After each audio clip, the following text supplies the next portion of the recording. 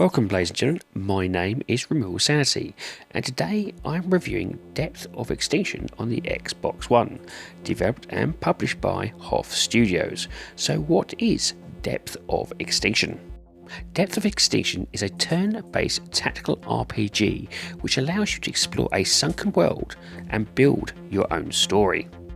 The premise is unique. In a flooded future world rife with violence, rumours of killer machines have spread far and wide.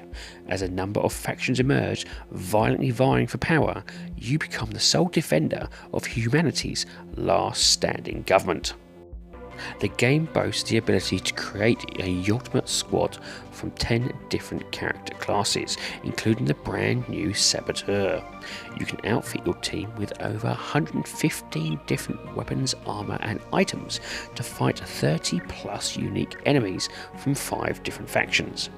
Make use of every tactical advantage by positioning your team in ambushes and then get the kill with stealth. And this leads me on to the gameplay.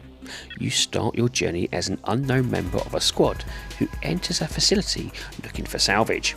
In a strange turn of events, you meet a friendly robot that tells you to find a scrambler device which has been broken up into pieces.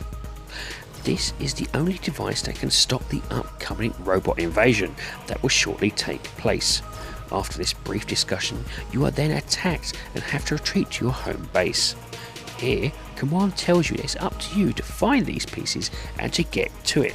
So with a ragtag band of a crew, that's exactly what you do. Thus your mission begins, and you then spend a small proportion of your time navigating to locations which will entail the bulk of the turn-based gameplay. Navigation is made up of you spending fuel in order to move your way across a series of map nodes before you hit your final objective. Nodes contain mission-based enemies, rewarding treasures, shops and even extra unlockables that have been crafted around little individual stories that help sell this apocalyptic world.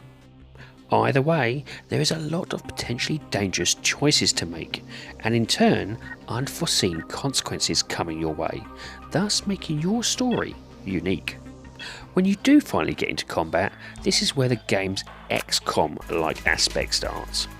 Like most turn-based tactical RPGs, cover is life, and you're almost always outnumbered, and if you get hit from enemy fire, it hurts a lot. With these games, it's all about placing your team carefully whilst taking full advantage of the layout and using your people to the best of their abilities. Weighing up those percentage shots whilst carefully managing your action points is a staple for this genre. To bring something new to the table, the developers have added a stealth mechanic, a follow the leader option and a variety of unique items like revive of 1% health. Your crew even fully heal after every engagement. However, don't be fooled into thinking this is easy. The enemy AI is truly ruthless and have no problem engaging if they think you're weak or holding back if you seem to be getting the upper hand. In a moment's notice, I could be on the attack and in charge, only then to find myself wiped out by a few missteps, thus forcing me to draft in new rookies, replace their gear, and fill extra squad slots with expensive mercenaries. Speaking of your crew, like XCOM, you can customise your crew any way you like, even down to their abilities, name and looks. This itself means it hits even harder when you do lose a crew member you have been crafted in the perfect way you want them. Being a turn-based tactical RPG on console can be hit or miss. This is mostly down to how the controls are done, as these games favour mouse and keyboard. Unfortunately, there is no support for said feature. However, I can say that the controller implementation has been done very well. The control systems feel smooth and snappy, which is exactly what you want in this sort of game. That being said, I have come across some issues where the game froze for a few moments, a number of times. This was mostly when the enemy AI was trying to work out its next move. Now, whilst not a major issue, this can break the fluid of combat. Overall, I found this game super fun and addictive to play. The plethora of different objectives, each with their own selection of web-like individual missions, kept me wanting to explore, even if my fuel wouldn't allow me to do so. So what about the graphics? This is where the game's art style may be a bit hit or miss for some players. This is a throwback to the old 16-bit era that's basic style may be a bit too basic for the more modern day player. For me personally, whilst this is not as vibrant as or crisp as some 16-bit games being released, it does the job. I would, however, like the option to zoom in more than allowed when in combat, just to see those gory deaths in action. The game's level design is based on randomly generated tactical maps, which keeps things fresh and ensures that you're always entering somewhere visually new within the node's zone. Most maps are small in size, with enough cover and enemies to help make combat engaging and not make the combat into long grindy bouts. This works well as you can just jump in and out of the game and still progress at a pace you like.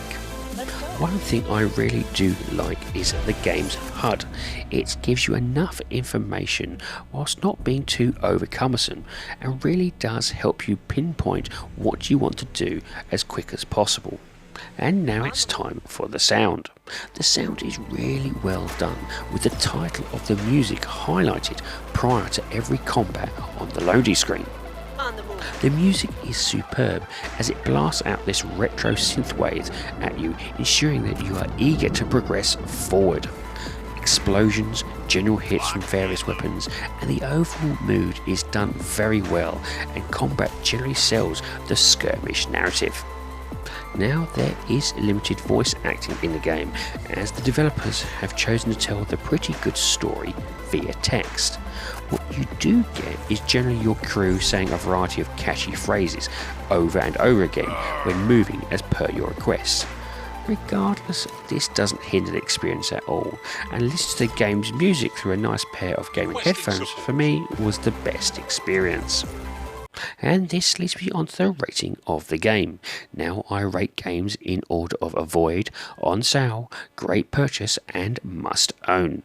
My rating for Depth of Extinction is great purchase. Here is a game where the phrase gameplay over visuals is spot on. Regardless of what you may think of the visual choice, the gameplay is really where it hits the nail on the head. The game is currently priced on Xbox at £12.49, or approximately $15, and depending on your skill and patience, would give you about 20 to 30 hours worth of gameplay to potentially clear the story. With the potential different paths available, this opens the game's replayability and could easily net you another 30 odd or so hours. While some may be put off by the old school graphics, what is here is a very good turn-based tactical RPG with hours of solid content in a choose-your-own-path world. Well, ladies and gentlemen, that's it. I do hope you like this review, and if you do, please like, share and subscribe if you so wish.